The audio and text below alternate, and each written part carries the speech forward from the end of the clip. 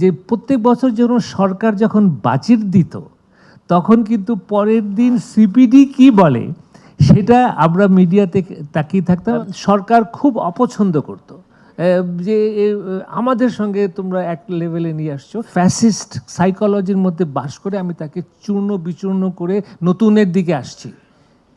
আমি পাওয়ার শিফট করেছি, আমি প্রাতিষ্ঠানিক মানে পরিস্থিতি বদলিয়েছি, আমি যেই প্রতিষ্ঠানগুলোকে ভিত্তি করে আমাকে শোষণ করা নিষ্পেষণ করা হতো সেই প্রতিষ্ঠানগুলোর ক্ষমতা এখন আমি এসছি। আমি কি সেই পুরনো অভ্যাস ত্যাগ করছি?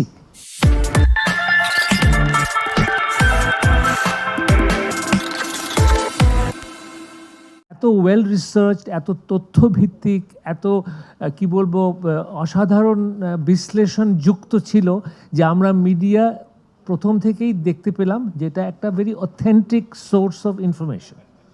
আর যে দেশে অথেন্টিক সোর্স অফ ইনফরমেশনের অনেক অভাব, সেখানে যখন একটা প্রতিষ্ঠান সেটা যখন প্রোভাইড করে আমরা মিডিয়ার লুফে নেই, কেননা আমরা তো খুঁজে বেড়াই কোথা থেকে একটা রিপোর্ট পাবো যেটাকে আমরা বিশ্বাসযোগ্যতার সঙ্গে আমরা এটাকে ছাপতে পারবো। সো একটা হচ্ছে প্রতিষ্ঠাতার অবদান, আর একটা হচ্ছে এই অনুষ্ঠানে এই প্রতিষ্ঠানে যারা নিয়োগ ছিলেন, যারা অন্তর থেকে কাজ করেছেন, তাদের পেশাগত দায়িত্ব দিয়েছেন, তাদের একটা কৃতিত্ব। এটা হচ্ছে আমার মানে খুব স্বল্প কথায় সিপিডির ইতিহাস।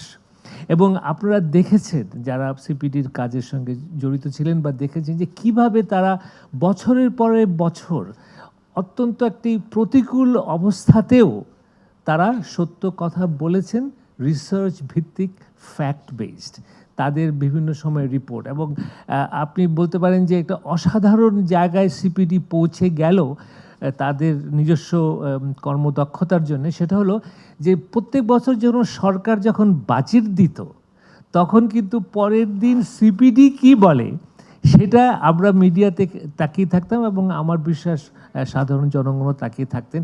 সো এটা রহমান সোবহান সাহেব বলেছেন যে যেহেতু পার্লামেন্ট তার যথাযোগ্য রোল প্লে করতে পারেনি, সেখানে বাজেট নিয়ে অত আলোচনা হতো না, তার ফলে CPD really became an alternative voice of the citizen, alternative voice based on research, যার ফলে সিপিডির প্রতিবেদনের দিকে আমরা তাকিয়ে থাকতাম। এবং মিডিয়া আমরা অলমোস্ট ইকুয়ালি যেভাবে আগের দিন বাজেট আমরা ছাপতাম, ট্রিট করতাম, সিপিডির প্রতিবেদন আমরা একই গুরুত্ব সঙ্গে দিতাম, এবং যেটা সরকার খুব অপছন্দ করতো যে আমাদের সঙ্গে তোমরা এক লেভেলে নিয়ে আসছো। এটা নিয়ে এসছি ভালোবাসার ভিত্তিতে নয়, তথ্যের ভিত্তিতে, রিসার্চের ভিত্তিতে, তাদের প্রফেশনালিজমের ভিত্তিতে।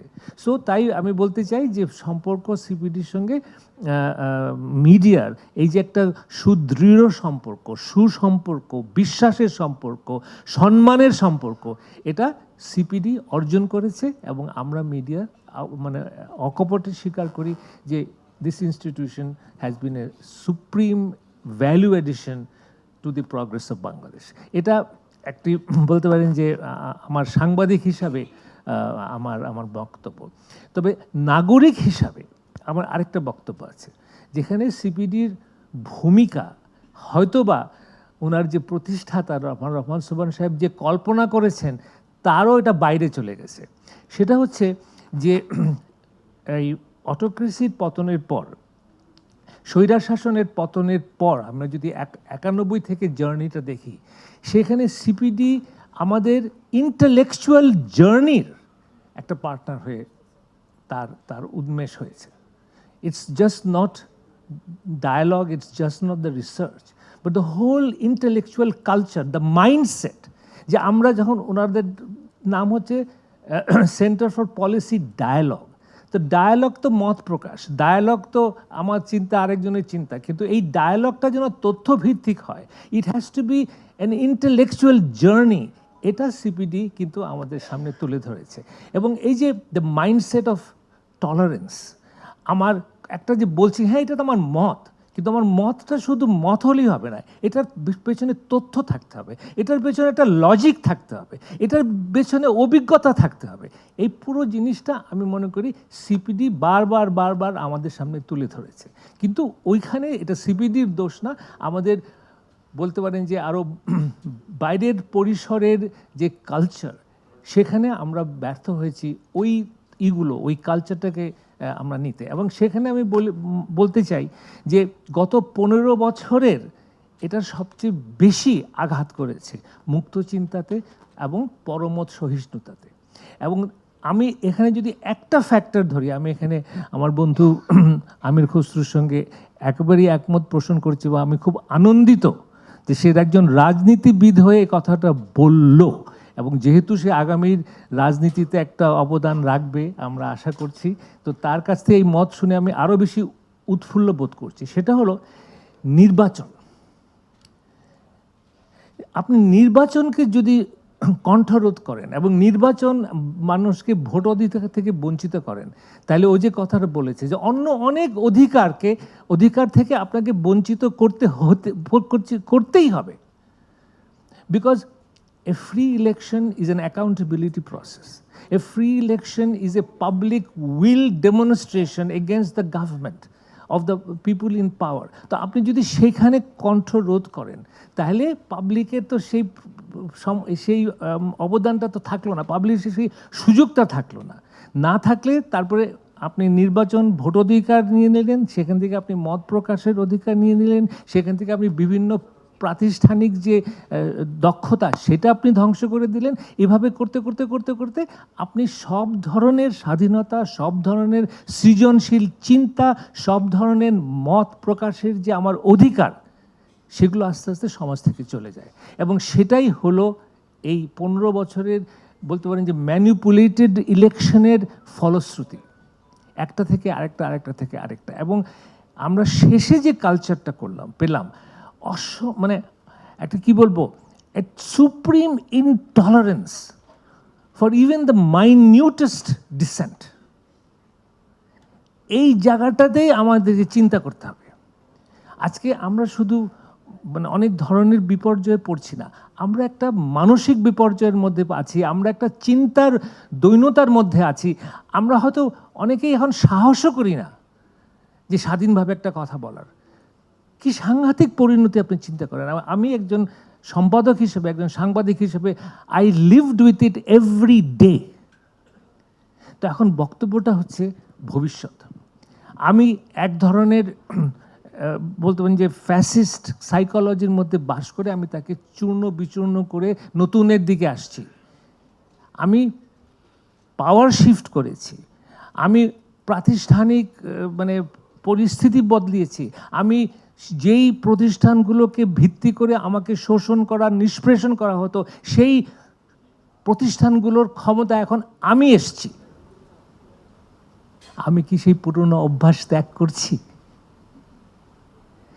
খুবই এটা এটা প্রবণতাটা কিন্তু মানে খুব psychological, because you inherit a righteous arrogance.